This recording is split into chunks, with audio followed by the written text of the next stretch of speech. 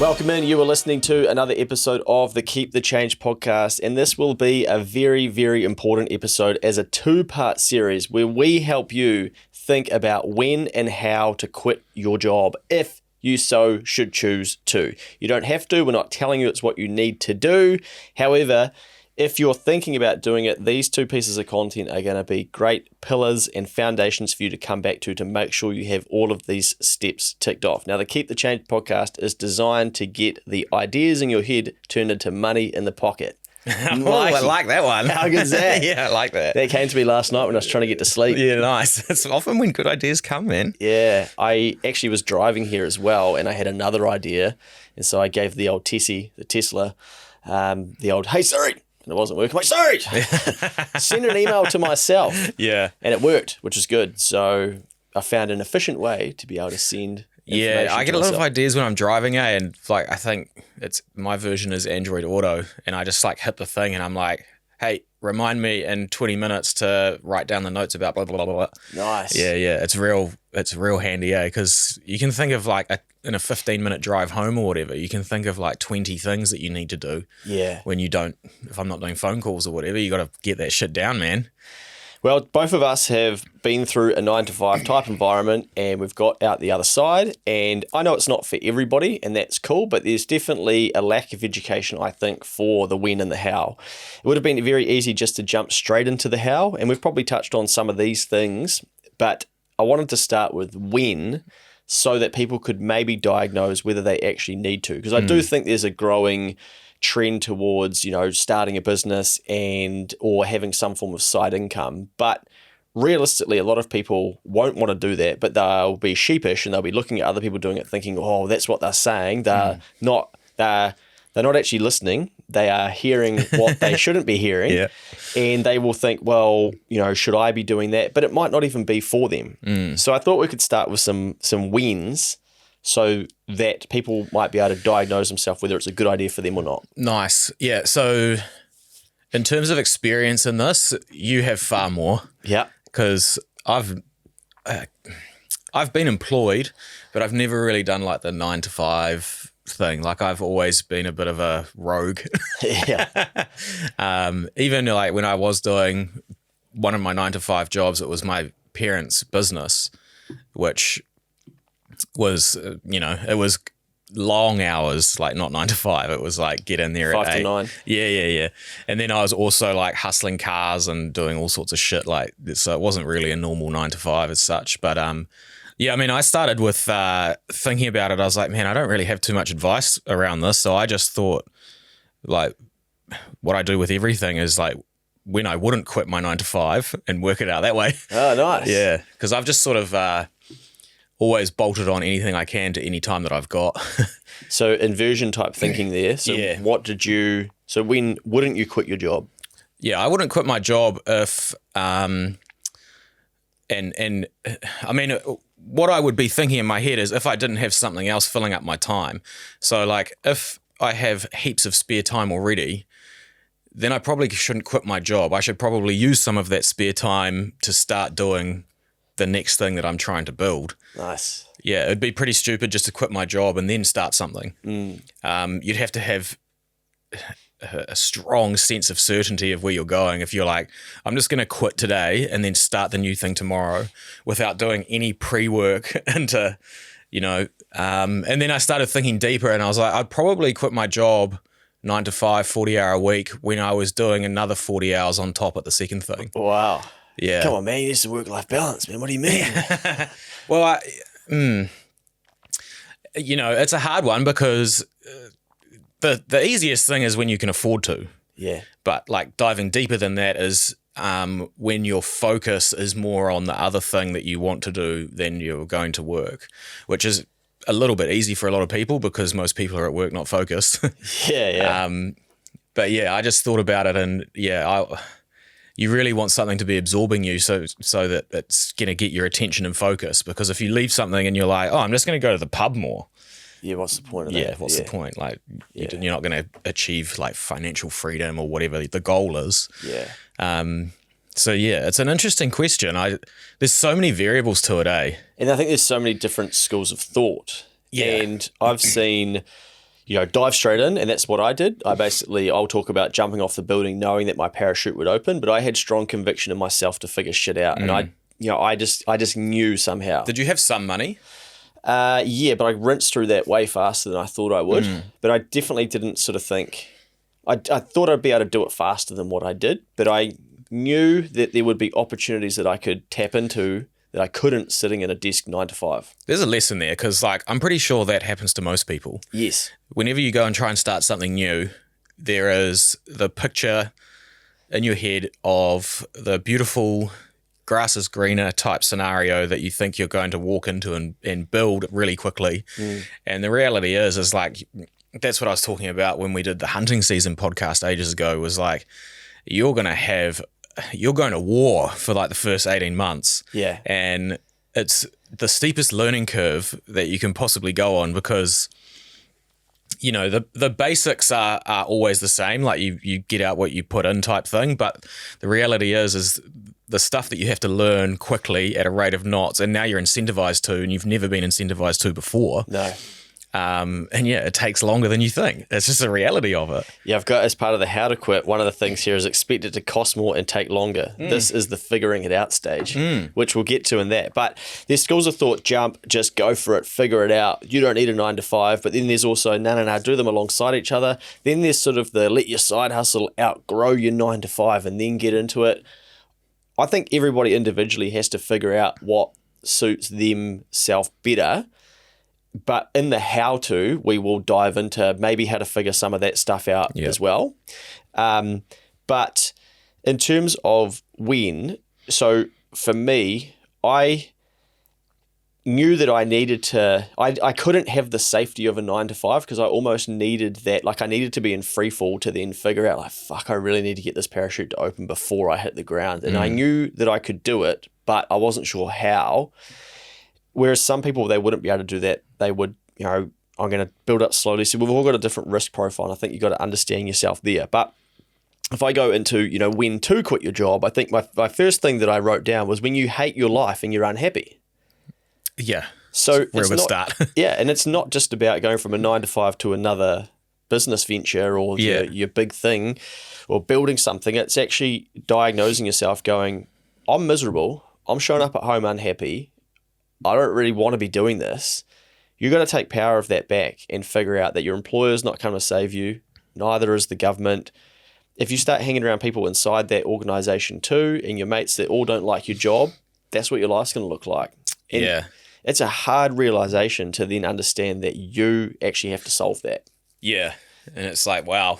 Because you haven't really, to get into that scenario of rock bottom that you're talking about there, it is your fault, but you've probably been blinded by, the security of a paycheck or whatever the scenario is. And you've probably been there for a while. And then to go, man, I need to flip this on its head and get the fuck out of here. Yeah. You're telling me this is my problem? Yeah, you have to admit that to yourself, eh? And then go on the journey of being right, I got to fix it. And then the realization of this is going to be a while. Yeah. Yeah. And then, the win is now. But it's always that 2 steps back, 1 forward start, it's a bit of a grind. Yes. But yeah, owning up to that is tough. Too many of us signed up to a KiwiSaver plan without much thought. And signing up is great, but if you've never got advice before, you could be missing out. Your KiwiSaver account could become one of your biggest assets over your lifetime. That's why getting expert advice early and ensuring you're in the right fund is so worthwhile. Generate have a team of KiwiSaver advisors available to help. Head to generatekiwisaver.co.nz/change to book a no obligation meeting. They can even come to you. A copy of the product disclosure statement is available at generatekiwisaver.co.nz. The issuer of the scheme is Generate Investment Management Limited, and of course, past performance does not guarantee future returns. My last point here, mate, is that it's okay to take 2 steps back to take 5 forward. Yeah. So you've got me there already. But I think that is part of it. You think about it, the traditional model is good education, good safe job, you can get a mortgage, you can have children, that sort of thing. And I think the part of why that is, if you just for a second jump down the conspiracy theory with me, It is to mold you into doing the same shit, to keep the banks doing well, to keep the property market doing well, to basically take some of your power from you, to then have to think like, hey, who am I going to vote for? And you're on the path that everybody is. And you haven't stopped at some stage to go, what actually am I capable of? But now you're stuck because you've got the mortgage, you've got children. And all the time I'll get messages from people saying about trying to make extra income and whatnot. It's always the parents that seem to be like, well, I've got children, you don't understand or whatever. I'm like, sweet, here's a post where heaps of parents told us what they do. Chill out. It's, you've got to want it to start with. Multimillionaires don't have kids, man. No. and like, maybe it took you to have kids to then figure out like, oh, maybe I should have learnt that sooner. Did you not think about it prior? But anyway, I'm not having a crack at the parents here. It's just like we're always going to grab something to be like, I can't do it. Yeah, limiting beliefs and like an excuse for your failure. Yeah, so if you show your profile to what's stopping you to somebody else, they will be able to find the same profile somewhere else and go, well, they're doing it. Yeah, so exactly. Then you know straight away, like, okay, it's me. It is me. Yeah. But you have to accept that it's okay to basically go, maybe I was on the wrong path and maybe it's taken me 10 years to get to this $80,000, $100,000, $150,000 salary, but I got to go back now to 60, to 40, to nothing. Zero. Yeah, to zero. Done that twice. Yes. She's good fun. Yeah. It's great fun looking back, but it sucks at the time. Yeah. But if it can take you 5 steps forward, then why not? That for me that's how you start to make massive gains. By understanding that if you take a couple back, you can take 5 forward. And when you then do that, you can then play with it in other areas. So, how many conversations have we had about let's spend some money on marketing in our individual businesses and lives, knowing that, my profitability is going to decrease in this financial year, but I guarantee in the second or third year after that, it'll be higher. Yeah, it's kind of still playing the same game as when to quit. It's like the same thing. And eventually you actually get comfortable with that, to be honest. Like sometimes I start, if I have one of my Sundays that I do and I just do go into work, like no one is at the office and I just do planning and thinking about like 5-year things. And I've got like this notebook basically in my iPad and things that I want to modify. And then you be like, okay, I'm going to spend this and do this because it will bring that 5-year thing that I've written down over here to 3. Yeah. And you start thinking of like save yourself 2 years. Yeah, different angles and then it's going to put me 3 steps back now, but it's going to bring that 2-year gap down. And it sort of becomes almost how you think of everything. Yeah. It's like when to do it. It's like now I'm pretty comfortable with doing it all the time. Yeah. I think I was actually at a meeting yesterday with some people and we're talking about different costs and whatnot. And they were starting to get like a little bit out of hand and just sort of, holy, and we were going to do all this stuff. And the 4 words that I love to hear from other people, but I often say myself, but I can't explain it because I still, it was like me when I quit my job telling my employer, you got to let me go because I know I can go and do all this stuff, is I love hearing, we'll figure it out. And I'm just like, I don't worry about that, like we'll figure it out. And I can see people being like, oh, what the hell, man? And I've learned through learning more about myself, I'm supposed to slow down and be like, okay, I can already see that we can get over there, but we're currently here. You're looking at all this stuff. I'm like, yeah, we can navigate that. Like it's going to go like that, but we will get over there. So don't worry about it. We'll figure it out. Yeah. And they're sitting there going like, oh, shit, man, like it's a lot of money. Luke does have a screw loose. Yeah. But then, like if you can get into that habit and know that you're powerful and that you will find, and like just everybody does this. They figure out how to, look after kids. They figure out how to get better when they're sick. They figure out how to, change themselves and stuff like that. Humans are so adaptable and resilient and resourceful, but I think we've like so many people just don't understand it anymore. They've given up on it. Yeah, it's really interesting that the overall, the economy's a bit of a turd at the moment, but over the last couple of years, that's been a real good reminder for me, is like how resilient everyone's been. And people make stuff work when they need to, Yeah. Yeah.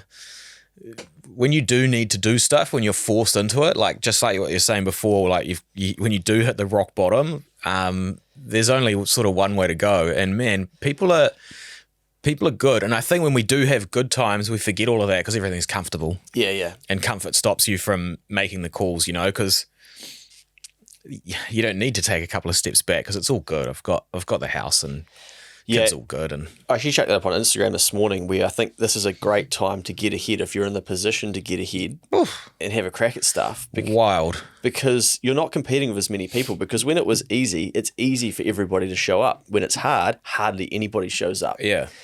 And that's a mind fuck for people at the moment when we're in a tough economic contraction where you're kind of thinking, nah, I need to lay low and I be fucking careful. waited for this moment, eh?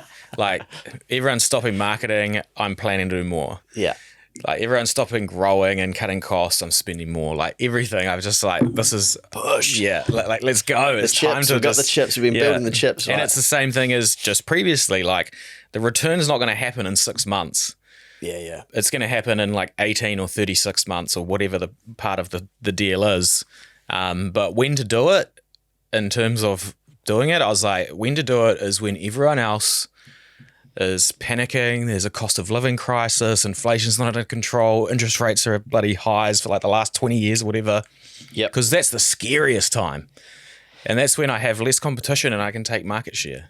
And I think that brings me to a good point that, people will say, oh, it's not a good time to start something in a recession. Right? Well, trust me, there'll never be a good time. Yeah. And everybody says that too.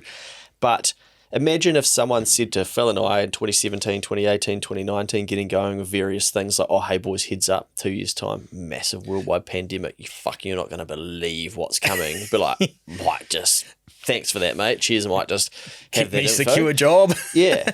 So you will find a way. You'll figure it out when that happens, just like everybody had to get through things. And that's what you've got to hold on to, is your ability to do that. So don't buy into this whole, oh, this isn't a good time to start something like this, because if you do that forever, there'll always be something else.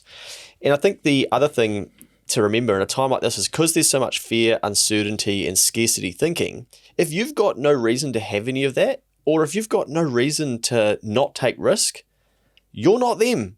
Yeah, go hard. Yeah. If you've got no debt, no dependence, all those things, and you're sitting there going, oh, but bloody Barry told me that it's not a good time to quit your job. Fuck. Like, Barry's got 2 kids, mortgaged up to the hill, hates his life, and just got his new rates increase.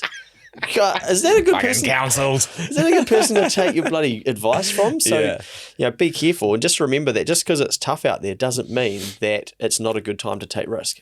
Yeah. There is Kiwis, humans, me, everyone, we love getting into like a bit of a what everyone else is up to. Yeah, and we love absorbing that, eh? And you saw that post that I haven't shared yet. Oh yeah, I saw it, man. Yeah. And that's around that, eh? Like, your own scenario is your own scenario, and you really have to try and block out the noise that is distracting you from, if you didn't have Instagram, TikTok, Facebook, NZ Herald app, Stuff app, and everything popping off at you, sending you emails all day, if that was just deleted, just vanished from your life, would your life be worse? Like, these distractions telling you the economy's in and out of a recession, the GDP this, the real GDP is that. Like, how about that 2 hours a day that absorbs your time, and longer because you're thinking about it half the time, you just focus that energy into improving your life. Mate, I love it. On the way here, 9:39 a.m, I told my Tesla to write this down for me. I wrote down, your thoughts are one of the most valuable assets you have. Protect them. Because your thoughts and your ideas turn into money in your pocket and your life. Yeah. And we're so quick to not protect our thoughts and to let shit infiltrate our mind and people's shit advice to be our reality, and to hold on to things from past times in our life, and that becomes our truth forever. But then look at other people and be like, well, they're doing it. So you're full of shit. Like, that it can be done, but you're going to turn away because like, nah, not me. So you got to be very, very careful with your thoughts. Yeah. I get a little bit of shit because I carry a bit of a negative bias about the overall system, like around the money and how it works and stuff like that. And I guess a really important part of that is like, it can still be done. Yes. Like, regardless of like all this tax, these council rates, like the cost of living crisis, the government's shutting down businesses and closing them, whatever. Like, there's still a market that you can be successful in this country. Yeah. And it's still possible. And it's wild how we just go like, and blame, and then don't blame ourselves. Yes. When you could just block all that out, put some focus in for a minute, and then get a result out of something. And I'm a massive believer in that, Like, the Australia thing is happening real grunty at the moment, and, like, the grass is greenest, so to speak, but, like, grass gets green in the place that you water it. So if you can't be successful here, then the chances of you doing a 10 or a 15 or a 20-year stint over in Aussie doesn't, like, you can do it in both places still, you know. There's going to be times where on a macro level, there'll be certain things that are better. But our tax systems, and there's differences and benefits and, regulation and stuff like that. There are differences, but it's not big enough to stop you from having a go here. Yeah. Like, when I do talk to people on the ground over there, they're like, yeah, the bureaucracy and the regulations got pretty intense here. And I'm like, fuck, where have I heard that before? Like, and I think it's not like, if a Kiwi goes to Aussie, I get it. But you're literally going into a way bigger economy. You're going into a country that mines the fuck out of their country and that creates wealth. And there's a lot of Kiwis that don't agree with that, but then they seem to move over there and go like, oh, it's better over here, man. It's like, well, no shit. Yeah. Like, really? Yeah. But there's more people and all that stuff. So, of course, you're going to give it a red hot crack over there, and that's cool. But I don't want it to be the only solution for Kiwi. And I think for some people it is, but I don't want it to be for everybody. And I think there needs to be more messaging that, hey, if you do have a crack here, like, you can still have a good go. And going back to what we were saying before, you're not competing with as many people as you think, because most people don't want to take any risk. And B, they just, they're not going to show up in these hard times because we're taught, nah. And if anything, this is a dream time to have a go, because you think not only were people getting weaker because we had a good economy, but their minds are now more scattered. And then we gave all these people free money. Yeah. And said, like, you know what? Do you want that? Whatever you want, all good. Have it now. Have it now, and you can pay for it over 4 weeks. Yeah. Oh, do you want to you can sit at home. I know it's tough out there. We're going to pump some money into the economy. Fuck, we just found another $1 billion. I'll tell you what we'll do. $350 for each of you that earn under $70,000. Yeah. Think about that logically. What does that do to a human? That erodes their own ability to think, I probably need to go out there and figure this out myself. Yeah. So if you can spot that, you realize, holy shit, that's who I'm competing with. Like, people think the government's going to help them. The government hindered people through that period too. Yeah. And just like weakened them. And now you're like, bang, you're into a hard economy. Yeah. And you're going like, oh man, fucking hell, like, this is ridiculous. And it's like, so the people that can spot that are looking at it going, man, this is an epic time to have a crack. Yeah. Because you then got people being like, oh, you don't understand, it's hard when you have to use your buy now, pay later to get through. Well, imagine if you didn't fucking have it. Like, imagine if a business didn't come along and say, hey, here's a solution. Yeah. Imagine if they said, and get this, get ready. They're going to go under soon. Yeah. And you're not going to be able to use them. Yeah. So then what are you going to do? Yeah. So don't get into the trap of thinking like, it's hard, therefore I have to use it. It's been easy to get access to this credit. Someone's made it easier for you, which has now made your life harder to get out the other side. But you think that you're the victim. No, you're the sucker. You've been swallowed up by it. And I know that some people are like, oh, it's fucking unfair. It's tough out there at the moment. People are trying to get through. I get that. Let's just take a mindset swap for 24 hours and go, shit, what if they didn't give me that option? What if I didn't have that credit card, that buy now, pay later? What would I have to do? Invert it, yeah. Like, that's the same as the closing all of your social medias and stuff, all of these distractions. It's the same with finance and credit cards. And like, what if none of that was available? How would your life be? And when you actually think about it, you're like, oh. Hadn't thought it like that. Yeah. Yeah. You're like, oh, if I didn't have a credit card, I wouldn't be able to buy that third coffee making machine with my air points. Like, fuck, who cares? Like, your life doesn't get worse when you get rid of this shit, eh? It's pretty funny. Right, we better get back on topic, mate. So we've Okay, when you hate your life and you're unhappy, I think that's a big warning sign. You're going to have to sort that. And I tell you what, your partner at home's fucking sick of hearing you talk about how much your job sucks and your manager sucks and all this stuff too. Okay? Be honest with them. When you hate the 10 or 15 year result of the job you're in too, because that's pretty scary. Not just like as in day to day, because if you're in that type of job, you can map out your KiwiSaver, you can map out your mortgage, you can map out where you're going to be in the company and what your income will be. And then that's kind of what I did. I was like, oh, this isn't the result I wanted. There's no Lambo at the end of this, Rainbow. Couple of rentals though. Yeah, nice. But then it's like, oh, I need to bolt something on here because that doesn't align with what I really like truly wanted, you know? Yeah. So that's scary too. So you have to think about that. Well, it brings me into my next great point, mate. I hope this is good. When your goals are bigger than the job. Oof. So when your goals are bigger than the job, that's a good sign for you that that job is not for you and you're going to need to quit at some stage. So i.e. the vehicle can't get you to the destination. That's it. Yeah. And that's exactly what Mikey was just talking about. So basically, if you know you have big goals and you have things that you want to achieve and you can see in that job that it's not doable, then that's a great indication that it's getting time to bin your job. Next one, mate, when you know deep down you're meant for more. Now, I wrote that because that's me. And I don't know how to help people figure that out, but I just knew deep down in the roles that I was doing. You're quite spiritual in that way, eh? Yeah, probably. So I don't think about any of that shit. Don't you? Nah. Yeah. None. So I guess I'm probably like partly driven to contribute. So I could see like what contribution I could make through that job, and I could see that was too small for the contributions that I wanted to make. So I had to get out of that and get into a different arena and then figure out, could I do that?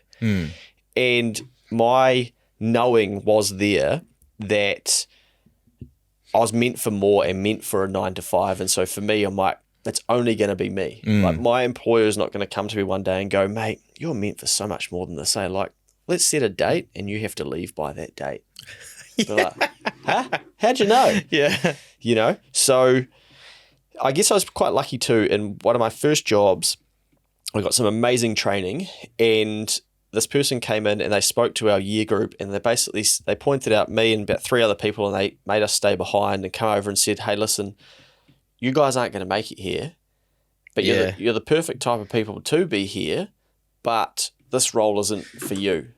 But you'd be great as a manager in a business like this, but you got to go through 1, 2, 3, 4, 5 steps to get there. I guarantee you won't make it through the 5 to get there. And I'm like, holy shit, man, I think we're about to get fired here. And she was right. All of us basically binned it within the next couple of years. And we're sort of like, holy shit, what just happened there? But she could see that the way we were acting in that environment, you know, she'd probably been doing it for a number of years with different year groups. She's like, there they are. That's them. Like they're in the wrong vehicle here. And I've always taken that lesson with me, because that lady, in some ways, has impacted my life. Was actually a help. Yeah, massive. Honesty. Yeah. At the time, it probably felt like you were being told off. Yeah, I was definitely, you're into like school mode, child mode of like, fuck, guys, like we better bloody, you know, And put the tie on and bloody get the brown suit. Yeah. I had a beer that night and we're kind of all like, shit. And it was funny because 3 of us were all carpooled home the next day, and it's like, wow, we're all hanging around each other. And now it's so clear to me now, and I can see it all. But at the time, like, what's this lady on about? How does she know? She's seen it all before. Yeah. So, you know, that's been really helpful for me to know that it does happen. That it's not just me. There's other people, and we end up in these rooms that we're not supposed to be in. And I think we're just going to have a bit of awareness to go, is this actually my room? And it's okay for it to not be your room. Yeah. It's so true, eh? I think another... I've talked about like protecting your downside and stuff like that a lot. And I think something that, like a false belief that people hold on to and then use as a bit of an excuse is like the security of the job and everything always stops people and can't take the risk. Like we talked about the long-term picture if it's not going to match your goals. But if you fuck it up, you can go get your job back. Oh, mate. How good. Like, it's not that scary. Yeah. Like, if you're good enough to keep your job at the moment, it means you're good enough to get rehired in that job or at another company or the same type of thing. Or you're employable. Yeah. That's a great skill to have.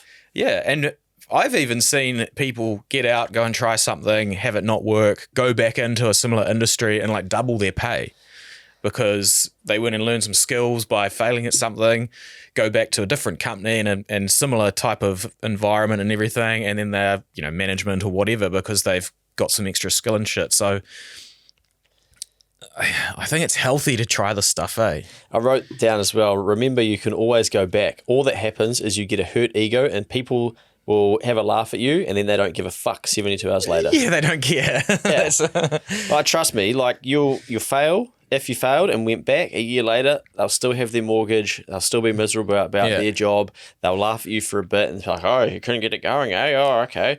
You find out that they've done fuck all else in their life and then you're sitting there going, why am I feeling bad about what this person thinks of me? And then you realise like, oh, this is a me thing. I just need to temper that. Yeah. I was thinking about a similar sort of thing on the way here about caring about no one cares about you. Like, do you know who the most famous person in the world was in the 90s? No idea, mate. Nor do I. Oh. No one does. Because fuck, who cares? Yeah. Because you don't care. The truth is like that person would have been all over every media site. I honestly don't know who it is. Yeah. But no one does. Nope. Because time's passed and it doesn't fucking matter. No one cares. Yeah. Good reminder to have, man. Yeah. All right, we sort of touched on this, but I had when not to. So this is sort of what we started with. And I put when you're not in a season to. For sure. So we talk about seasons a lot, and a season where you probably shouldn't be quitting your job, for instance, could be you're just taking out a chunky first home buyer mortgage and you're in that first 6 months of that and you're realizing, holy shit, no one told me about the rates, the repairs, the bloody rubbish bags that I've got to pay for, whatever, all the other, I've got to buy a rake. Oh, rakes are $87. Yeah. Or, I've got to fill the house up. That's probably not your season to be going, you know what? I'm going to quit my job. Because I tell you what you'll quit to, you'll quit your home. And you'll find out who really owns it. Yeah. The bank will sell it to BlackRock. Yeah. So be careful because you don't want that happening. So, think about a season and it might be you're about to have a baby. But some people can do this stuff in those times. So don't, these are not blanket rules. You've got to know yourself. But you want to think about seasons and when things are good to be, good for your time with yourself, your family, what you've got coming up, milestones and things like that. Yeah, this is like if you're going to, I saw this amazing quote the other day, I texted to you from Michael Saylor, the Bitcoin King. Yeah. And he said, you're going to spend 100,000 hours working in your life. You should probably spend 100 on working out how to keep what you earn. Man, when you sent me that, I thought it meant you'll spend 100,000 hours paying off your mortgage. You should spend 80 figuring out how to protect it and not lose it in the future. Because at the moment, older people are complaining about how their rates are going up. And oh, I'm not getting a reverse mortgage to pay my rates. Well, fucking come on, man. I need my Heartland shares to go up. And you do all the work to pay it off. But then you've got to think about, okay, how do we not lose this? Yeah. Well, I think the sort of lesson in that quote is the same for this. Like, if now is when you want to quit your job, you are going to make a big change in your life, which is great, good for you, but probably put some planning and time into thinking about the situation and when you're, put some effort in. Yeah. Because if you're going to completely change the course of your life, then it deserves you talking to your partner, thinking about the impacts of what your mortgage might do, talking to people that you do care about, that do care about you and aren't going to give a fuck, which is less than you think. Yep. But just some logical planning, because if you just do all this tomorrow after listening to this pod, enjoy the black hole. Yeah, and send all complaints to Mikey at Guardian Smith. And I think that's a good point where we need to remind ourselves too, when we're quitting our 9 to 5, which you then got to step back and go, how did I get here? You probably did primary school, 5 years. You probably did secondary school, 4 or 5 years. You might have done uni, could be another 3 years, but you might not have done uni, but you might have done an apprenticeship, for instance, could be 3 or 5 years. You might have done a career, 10 years. All of those things are 5 and 10 year blocks. So look at this project of quitting as a 5 to 10 year block. And that makes it way easier. I think we're too quick to think, I need to quit my job and I need to be better off than I am right now. I need to make more money than I currently do. That's the narrative that people spin. All good, but I tell you what, I had to go fucking backwards. I had to go back to broke. I had to go back to zero. I had to go back to living at home. I had to go back to house sitting. And now I live in a fucking epic apartment. Your apartment is so sick. Put the blinds up this morning. I'm just like, man, this is sick. Watch the sunrise. Yeah. But my brain's still like, fucking tax returns. So it's the end of the financial year. So it's not like your life just becomes amazing. Nah. I'm awake at 5:45 because I'm thinking about how a client might have told us to include more debtors in their accounts last year. And therefore their profit was probably overstated and they've probably paid more tax at 39% than they needed to because they gave us the wrong report. And I'm like, oh, fuck, I wonder if I should change that with the IRD. So that's my life now. Yeah, Right? So it's not just like, oh, I get up and I walk over to the coffee machine, sit there and like, oh, look what I've done. And my brain's like, oh, there's more problems to solve. Yeah. So you don't expect just to repeat or beat what you currently have in a 1 or 2 year window. If you can do that, amazing, but you're probably going to have to grind like you never have before. But it's taking you 10 years to get to where you are in your career, 5 years, etc. Why can't you then go, right, well, I'm going to give 5 years to something I do want to be doing and see where you get to, and you'll be blown away. You'll end up further ahead.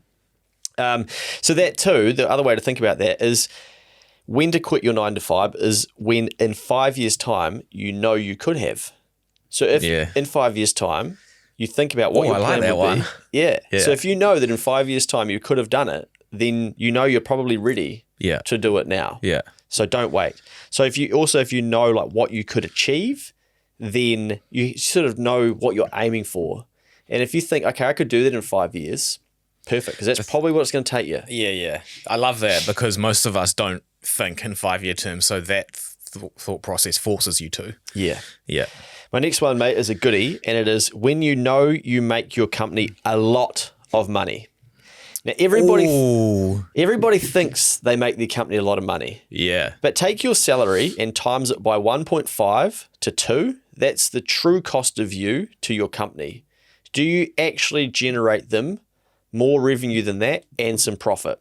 So times it by 1.5, that's your true cost at a minimum. And then go, righto, I'm going to then times that by 1.3, which is a 30% profit margin. Do you reckon that is what you bring to that business? Shit. Now, if you do... It's a smack in the face. I don't even know if I do that for myself, man. Some days I don't, mate. Especially if I've had 16 bourbons at the Warriors. Because businesses work on margins and then they pay you. So don't look at it and go like, oh, I generated 60 grand worth of sales for my company and I only get paid 40. Not really how it works. Nah. Take the GST off. Lease for the office. Yep. Take the true cost of you as an employee, your desk, your moaning, your inefficiency you're creating around your workmates. I want the coffee machine. I'm taking annual leave. You need a replacement. Have somebody else work for me in that time. Oh, shit, we don't have any capacity. Okay, we're going to have to labour hire. Okay, now that's an extra cost. So you don't understand how business works yet, and that's okay. But the trap we fall into is, man, I could make all this. I could do all this myself. Well, guess what? You're going to learn about business too. If you go out there with that mindset, you're then going to go, okay, now I need wages. Now I need insurance. Now I need the internet. Now I need subscriptions. And you think your cost of living is tough in your personal life. Fuck, wait till you get some business expenses. Man, I had this happen to me. I was like, oh, if you go into business, you need to make way more than you think. I got like a smack in the face in the first couple of years. I was like, I thought if you make 100 grand that you get 100 grand. Nah. There's so much more going on that like, and then like you can pay a person 100K a year as an employee, but there's like KiwiSaver and then there's holiday and then there's sick leave and all of this stuff. So you actually, sometimes some of those things you don't pay out, but you have to make sure you can. Yeah.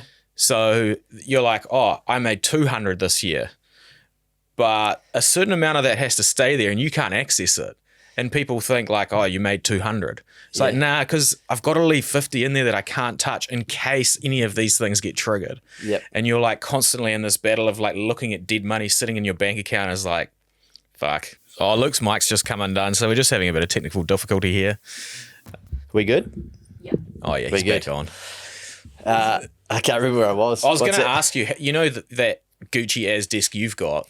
Yeah. What does that cost? Oh, I don't even know, mate. It would be a lot, surely. You know, the think- one that goes up and down. Yeah, I think they're only $1,300, which I is thought you were going to say 13 grand. No. Now the seat might have been a few hundred, but the screens are I think 1,800. Then when we moved, my a new screens contractor are- broke it. Oh, nice. Need a new one. Another Yeah. couple of G's. Happy days. Because Yeah, you can't sweet. give a staff member a cracked screen, can you? Oh, sorry, they broke your one. Here you go. Yeah. That's how I roll. But, there will be way more costs than you realise. And, for me, yesterday I went to lunch with some guys I do some work with and contracting. And in my head, I'm like, okay, well, I invited everyone here. I got to pay the bill. So $130 for lunch, And they're like, oh, thanks, mate. But for me, I'm like, well, this is, like, I'm leading this. This is my business. This is but we're talking about, okay, going away. And I'm like, okay, so it's not just wages now. It's okay, there's going to need accommodation. There's going to be Ubers down there. There's going to be food. And so instantly I'm like, oh, there's 3 nights. Well, there's probably $3,000 I need to go and make to factor in. And you start getting better at this and you spot it all ahead of it becoming a surprise. But when you're in an employee role and you think you make your business a lot of money, just temper it. Don't be a hero. And just think like, okay, what do I actually contribute? But when you know that you do contribute a lot, then it's a good sign. That, okay, maybe I could have a crack at this on my own. When you get into the hard to replace category, because you know that. Yeah. You know that, you become super valuable, and that's when you can start making your own choices. It might be going to talk about the boss about being a part of this business, or improving my remuneration, or when to quit your job and go and do it on your own.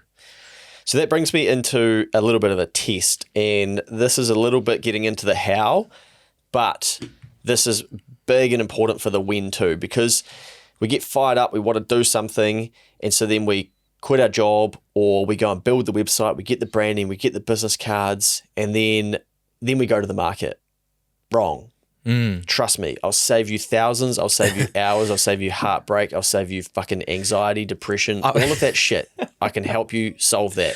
All you have to do is test the market first. Yeah. And so you go to the market and you ask it if it would like what you're going to do. And you go, oh no, man, I need to copyright it first. They'll steal my idea. No one cares. Yeah. Okay? No one, and wait till you get started. Then they copy you. Then you'll be like, fuck, what do I do now? Yeah. Not much. Business cards are my favorite. I'm going to share a little secret, Well, here we go. because everyone asks me, as in advisors that come and join, they're like, I need some business cards. I'm like, run me through the process of what you're going to do with giving out a business card. Someone will ask for it. I'm like, cool. Have you thought about saying, I don't have one, but I'll grab your number and call you later? Boom, instant lead. Converted. More chance of getting commitment out of the person. Love it. Everyone's got a fucking smartphone. You can record the number on the spot. Yeah. What are you doing with a business card? Do you know what happens with business cards? Bin them. Yeah. I've still got my first bunch from 7 years ago, and I've got, that's part of why there's one of these in the background here. Yeah, if you're there we go. watching. And we cut the corner off, like, That's that'll, cool. That'll make them stand out. Logo. Put on the back, what's next? Coffee, beer, winning. Fuck, that really worked, eh? Put my photo on there as well. It's real good. And now, like, I didn't even get through giving half of them out. Now, when people give me a business card, this is going to be disrespectful because some people who have given me one would probably be listening to this, but I'm almost like, really? Yeah. Do you know, like, if we critically think about the business card idea, if someone asks for your business card and then you didn't have one and you didn't do anything with that information or whatever, if they go away and they truly want you, Google exists. Yeah, crazy thing, man. Amazing. Yeah. They should be able to find you. So put your logo idea about a business card and shit into like making sure your details are available on the internet. What happens, mate, is we do this stuff to delay doing what we actually have to do. Bingo. And that's make offers and sell stuff and put ourselves out there. So we think, okay, well, I've got to wait till I get my business cards done. I've got to wait for my branding to get done. Now I've got to wait for my website to be finished. Gives us 6 weeks to 6 months to sit around and go, well, I'm not ready yet. Once I have all that done, then I can get my Instagram account. You get your Instagram account, then you realize, fuck, got no followers. Then what do you realize? Oh, I've got to tell people it exists. Yeah. So you're back to square one. Yeah. So what you do instead is go, hi, I've got this. Would anybody be interested in it? And if you get enough interest, you go, bang, I've got something here. Now, you might even just look at the market and see that it's already working. And we'll get to that in the how as well, some ways to do that. But don't fall in the trap of like, just jump in and we can do all this stuff like test the market. You've got to know, and it can't, you need proof, and it can't just be your bullshit. Yeah. Oh, savage. But, your family will tell you, oh, yeah, good. Oh, I saw bloody John down the road doing that as well. No, you go to the market. As an example, and I still practice this. I have been talking to you in the background about how we're going to do a Keep the Change meetup in Auckland at some stage. I will go to Instagram and I will plant the seed and I will ask, right, September-ish type meetup, 6 p.m. to 8 p.m. in Auckland, who would be keen to come? Then I can find out, okay, there's a lot of interest there. If no one replies, I can be like, fuck, I should probably park all of this great idea that I have. But I already know from people asking me that. So now I need There's to start. already some evidence. You just want to go get more. Yeah. And I need to plant the seed and I need to then collect it because I'm now stuck on what time, what day, where, how many. So I need to figure that bit out before I figure out, okay, how big are we going to do this thing? Yeah. So you don't stop doing this either. These skills that you get at the start, you carry them forward into other things that you're doing in your business outside of your 9 to 5. Yeah, a really good thing to do is learn how to sell whatever you're selling before you try and market it, eh? Yeah, definitely. Like, get real good at that because, it comes first. Because if you become a gangster, if you get some gangster marketing done for your business, and it's not going to be by business cards, shock, but if you go and do that, and then let's say 100 people contact you because the marketing was so good, if you still can't sell your service or your product or whatever, you're going to convert 0. Well, that's the thing, mate. You can hand out your business cards, and I can hand out those, but it ain't going to... Like, when they ring me, I still have to be able to sell them a $6,500 90-day business plan if they want to do that. Way more important. Yeah. I was crazy when I learned to get better at that process and actually be good at what I did. I'm like, fuck, this has got easier. Yeah, funny that. I don't need the business card anymore. Yeah. So, but a lot of these things are counterintuitive because we watch all these other people doing stuff and we're like, okay, I got to do that. But a lot of people are doing shit so they don't have to do the main thing.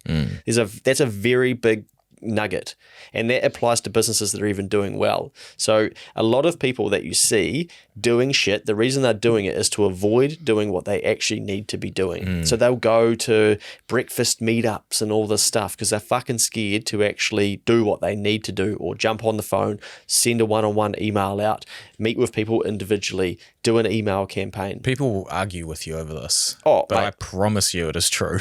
Mate, the funniest thing on the email, because I love talking about this because I just deal with this all the time with business owners trying to convince them to do it. But then I worked with a business owner the other day and I was like, how often are you emailing? They're like, oh, weekly. Like, yeah, we make $3,200 every time we send an email, so it'd be stupid not to do it. I'm like, oh, that's so refreshing. Yeah, that is nice. I'm like, can I just get you to say that again? I'm going to hit record on this Zoom call and we'll clip it out.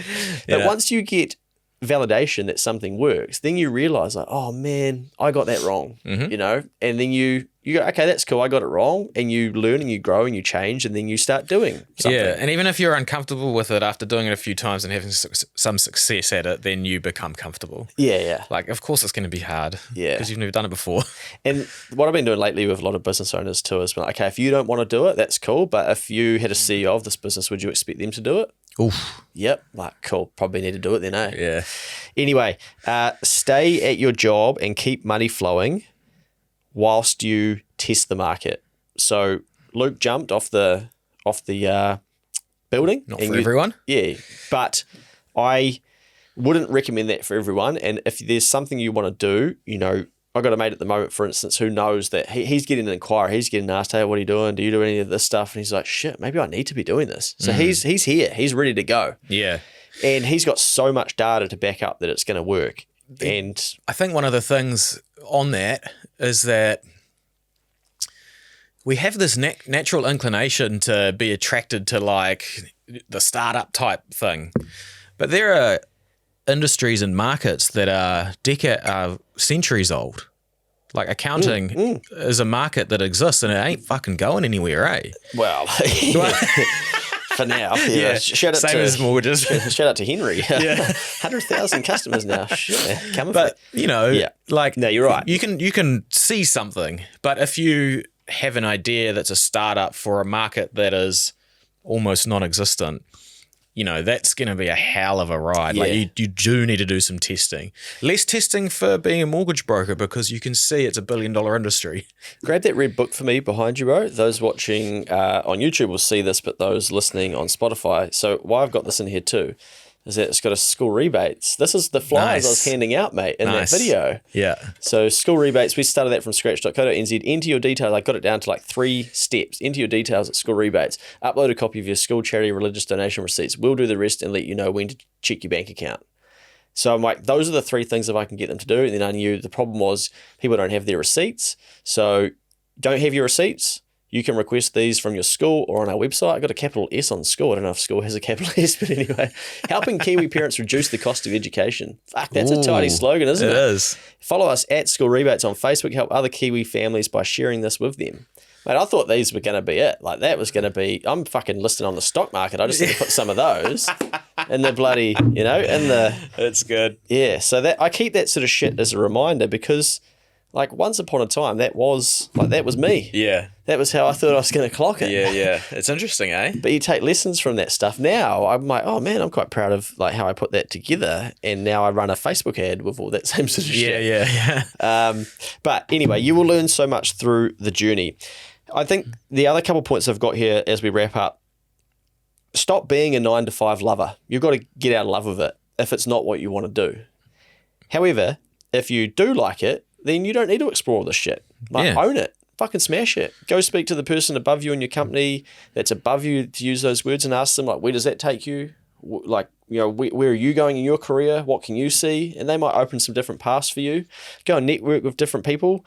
But I think life's better when you love what you do. And someone asked me this morning, is it work for you anymore? And I was tempted to say, nah, mate, I'm retired. I just do this for fun. But like, it's probably not quite true. But I really enjoy what I do and it makes it a lot easier. So then when you do wake up at 5:45 and you're thinking about the overstated profit from I'm like, man, that's cool. I wonder if we could solve that problem.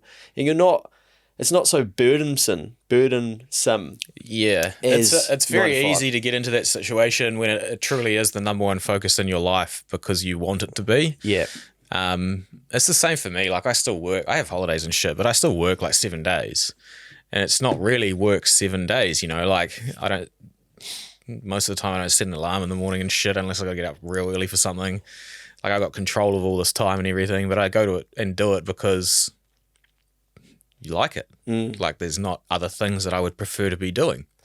Now that brings me to my final point, mate, which I have is don't quit for the money, quit to find out who you really are and then the money will come.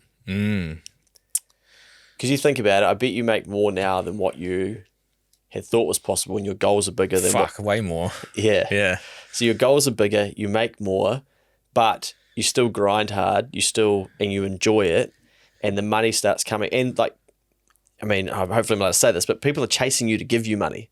So because you worked hard and you didn't just do it for the money, you're figuring out, okay, how do you play this game and you're enjoying it and that keeps you focused on it, then money starts coming from angles where you're like, whoa, who are they? Why are they trying to give me money? What's interesting is once you do, I mean, this is further down the step and just from my personal experiences, once I kicked a few goals, like certain income goals and stuff, then it was just like make the goals outrageous because the part that wasn't actually getting the goal that was fun. It was the working on trying to get there, not actually having the goal.